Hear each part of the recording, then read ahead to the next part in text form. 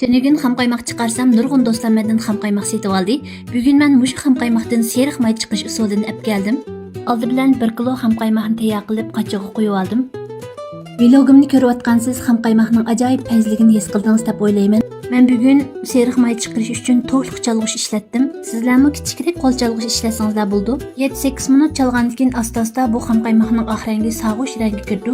Yana davomli chalsak buning suti ayrildi. Mana shundoq suyi bilan may ayrilib chiqdi.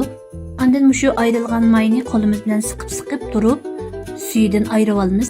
Mayni pakiz suyidan ayirib olgandan keyin ayrim qachiga muzdek suv qo'yib, muzdek suvda ximir yug'argandek yug'urib turib, mayning ichida qolib qolgan sutlarni yana bir qatim pakiz chiqarib o'tamiz.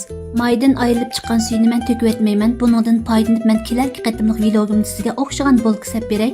Xam qaymoq esil bo'lgach, uningdan chiqqan seriq may texmi esil. Uning ustiga o'zingiz qo'l silib qilgan bo'lgandan keyin texmi ishonchli bo'ldi.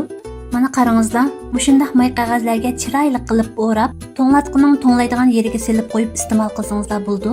Undaq bo'lsa, ajrim uchun meni qo'llag'ash, bir dona qizil yuragingizni bagash, 6 gullarni yo'llab qo'ying.